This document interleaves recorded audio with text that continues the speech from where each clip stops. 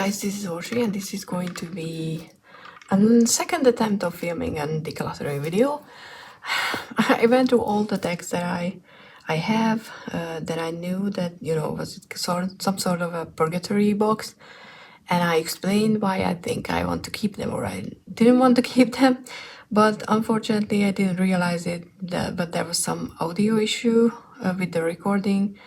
So I have to redo the whole thing. So obviously it's not going to be as genuine in a way that it's not going to be my initial first reaction to seeing a deck after a long time and to decide if I want it or not.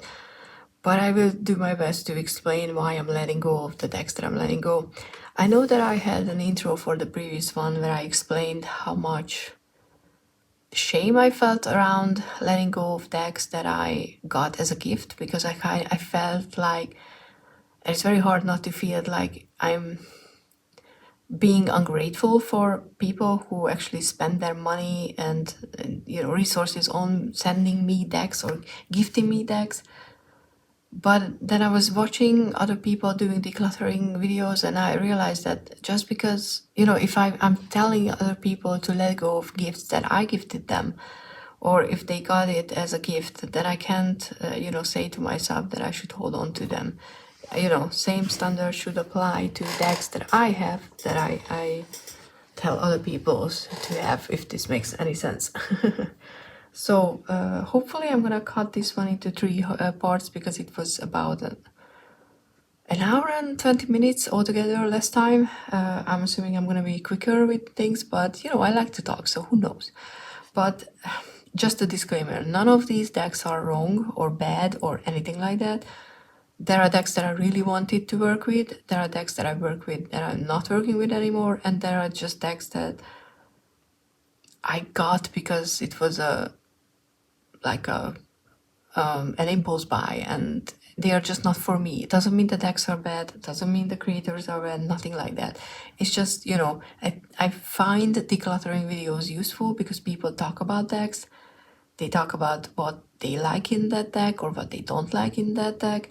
And I think that is something that our people can, you know, utilize. So hopefully this is going to be useful.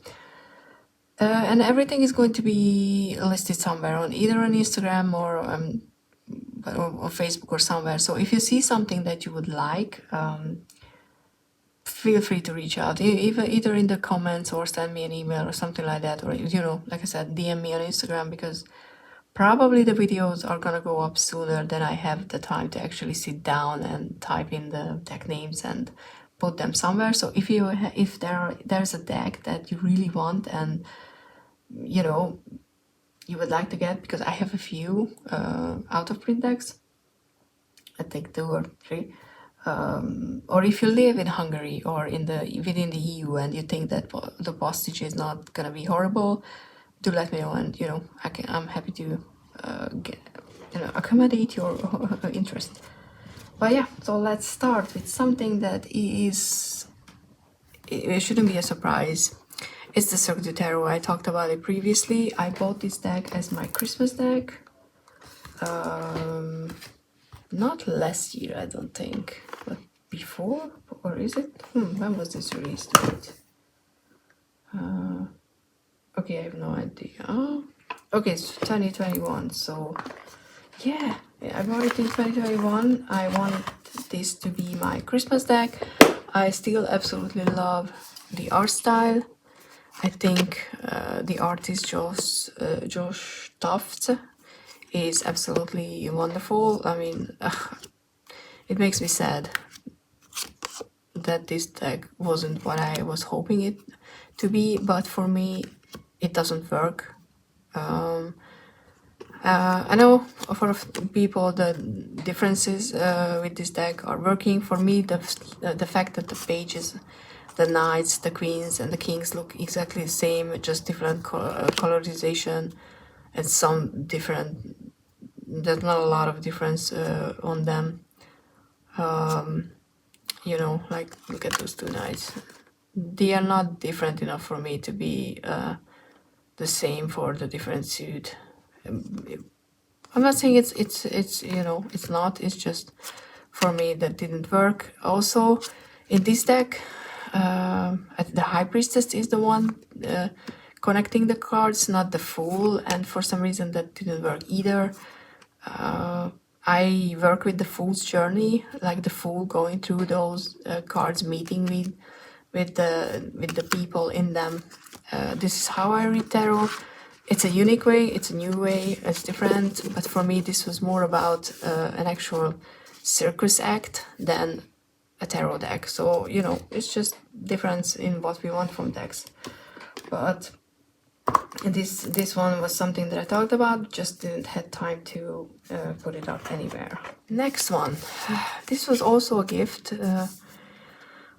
It came to me like, you know, like the tug box was already damaged because tug box rage. It's I think this was the second printing. I never remember which printing was this one, but you know, I have a flip through and a walkthrough, so I mention it over there. But I think this one is not available anymore. The decks are different and some cards are different. This is the Revival Art Tarot. It's a beautiful deck. I really wanted to use it, and I really thought that this is going to be, you know, like something that will have for sure place in my collection, but I don't know, I don't connect with it at all. I used it a few times. Maybe it's the fact that it's also bigger than a normal deck, so I find it hard to shuffle, and that's never a good thing. They're a really good one, paintings, but I don't like the Fool really much. I think the paintings are really well chosen. Ever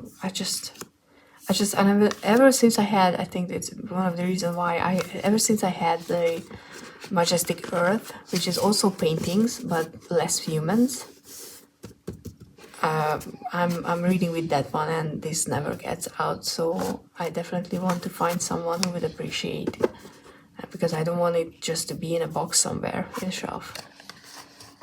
Next one is, and I'm not going in any particular order, I'm just going with what's, you know, on top of the box. This is the Magical Tarot, which is kind of my bisexual deck because of the colors. But it was a placeholder from the get-go. The tag box actually is not even that bad. The quality, it didn't, you know, got torn apart or anything like that. I love the colors, and this is illustrated by the same illustrator who did the Sasarai Beetle Tarot, Sasha Barrington. So I wanted this deck because I couldn't get my hands on the Sasarai Beetle Tarot, and I was like, oh, I'm gonna get this because it's the same art style, you know. And it's a very simplified Artubias deck, if you look at it. It's a redrawn, reimagined a little, but it's nothing major as in change. Okay, sometimes there's a grandma instead of grandpa, stuff like that, but I think it's a very good starter beginner's deck or starter deck for people, but it was a obvious placeholder for me, so I mean I never use it. I think I used it during Pride Month last year, but that's all. And now I'm not even entirely sure that I should get the Sasarai Vito anymore. Maybe the Tiny Traveler one, but I'm more careful of what I'm getting into my collection. I love the decks because I don't want to just, you know, have decks around that I don't use. And this was something that is definitely, I used it a few times and I just don't use it, so it should go. Next up is a deck that I really wanted to connect to or connect with. This was also a gift from someone that I really appreciate, so, you know, I was holding on to it because on paper everything with this deck should be a good match with me. It's illustrated by Adam Ohlers. I love his art style, obviously. I love every deck that he and Stephanie created.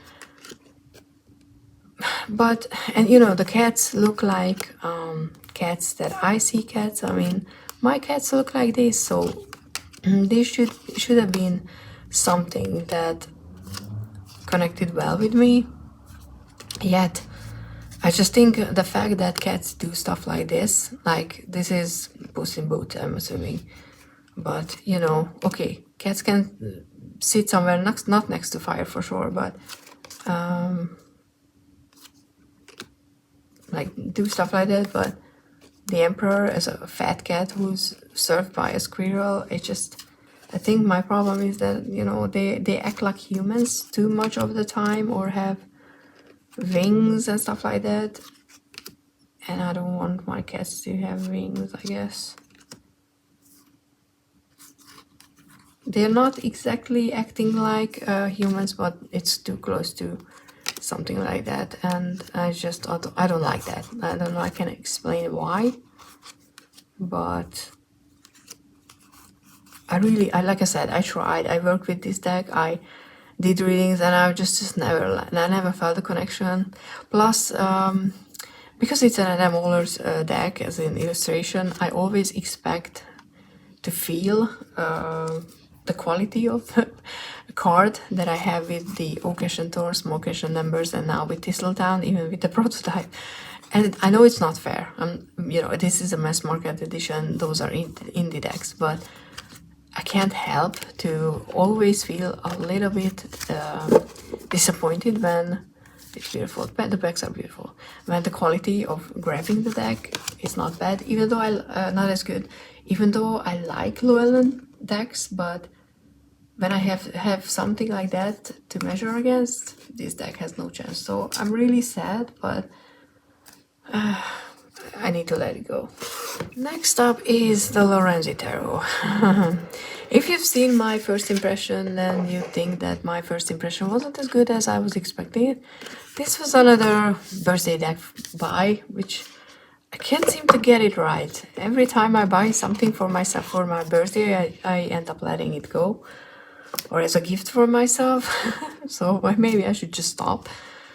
At first, I mean, when I saw pictures of this deck, and I have to be honest, I wanted something to be a surprise, so I didn't look at the full walkthrough. I should have done that. I really should learn that getting a surprise deck is not gonna work for me, because there are just too many repeating parts on cards that it's actually bothering me. I thought after I did my first impression that because I really love the art style, I absolutely love the art style, that I might just turn this into an oracle deck. But honestly, I didn't find enough cards that I would come up with keywords, or just even if without keywords I would get enough out of to do that. So instead of, you know, just completely ruining the deck, I was just thinking, you know, I'm gonna just let it go, and maybe someone will find something in this that will work very well for them, because I really love, so look at that card, the stars. Nothing is as it seems, but there's just so many repetitions, like copy-paste repetitions in cards, that I don't understand why. Like, maybe there's a good reason. Maybe it's just aesthetically pleasing for the artist. Like I said, it's not the deck, it's just we are not connecting. So even though there are cards that I absolutely find beautiful, but not for me. So it's going. I like the back step up. Next one is the Magical Meditation. It's a Harry Potter deck. I don't know if anyone is going to be finding this one useful. The illustrations are not that different. There are categories, and the same illustration is for each of them. The quotes and the questions on them are very good, I think. So this could be very well used as a meditation deck, in a way that you pull a card, read through what the card is talking about, and then you meditate, or, you know, like set up some journaling about it. But I just don't do that. The cards were much bigger, but I trimmed the deck because, you know, I want it to be in a size that I can actually hold. There's a bag with it, but I'm keeping this one. So I'm thinking about this one is something that I'm gonna gift, not sell, because I modified it too much and it's very specific. So if you're interested and you know you would cover shipping if you live somewhere outside of Hungary and stuff like that, then do let me know. If you want it, you know, for the price of shipping, not entirely sure, but we will see. Not a bad deck, but it wasn't what I expected it, so I don't use it. Next one is a deck that I actually liked and used a lot, especially during winter. Plus, it's illustrated by a Hungarian illustrator who doesn't live in Hungary, but you know, there's no surprise there. But I don't use it. I got this deck to learn about the moon phases, but me and the moon are not jiving for some reason. We are just not. I never know when. I don't feel the changes of the moon phases. I had issues, you know, like I was thinking that I'm not like a good enough woman. I know it sounds ridiculous, but because I don't feel the moon cycles, because you're supposed to feel the moon cycles because of cycles and stuff. And I like the illustration style. I think the keywords are very good, but I don't really use a lot of oracle decks anymore. So I don't even think it's been out for the best till winters now, because I just have other decks that I rather pull. I edged it. This works, by the way, very well with the Deviant Moon, so if you have that, think about it, pairing it with this one. But this is something like, I appreciate the time I spent with this deck. It was a good one, but I don't want to just keep it for the sake of keeping it. I have enough decks like that. Next up is the Oceratero. This one is by 4 different people, which in this deck is not something that bothers me. The box does. To be honest, the different art style doesn't bother me, but there are just cards that are, for example, this one, the 2 of Wands, which has a different meaning, and I don't really read the cards that way. I enjoyed working with it, and I did a deck study. I have notes about the changes that they implemented, but it doesn't stuck for some reason, and I wanted to use it for, you know, like during Ostera, because it's the Oceratero, but I just don't feel spring. Besides, I mean, I absolutely love the bag. If I could keep the bags as a print, I would, because I don't know, I just love the colors. But every time I work with this deck, it just wasn't as deep of a connection as I hoped it would be. So yeah, I'm not keeping it. Next one is the Mermaid Tarot, which I made a tiny pouch, not tiny, but I made a pouch for it. And I know I talked into a lot of people to get this deck, and I still think that this is an amazing deck. But I don't reach for it anymore. I think our time together, even if it sounds like cheesy, but came to an end. I learned a lot from this deck. I really do appreciate the art style, and I appreciate the concept in this deck, and some characters that remind me of other characters. And I do think that this is a great deck. It has multiple layers. It's never just one thing that you see on the cards, but I have other decks that I rather pull, and I never chose this one anymore. And those are the decks that I'm trying to eliminate right now from my collection. Is that, you know, if I have a deck that I loved and I loved working with it, but if I have the option to choose something else instead, I always go with something else. Then I'm not working with this deck the way it should work. You know, it's not appreciated.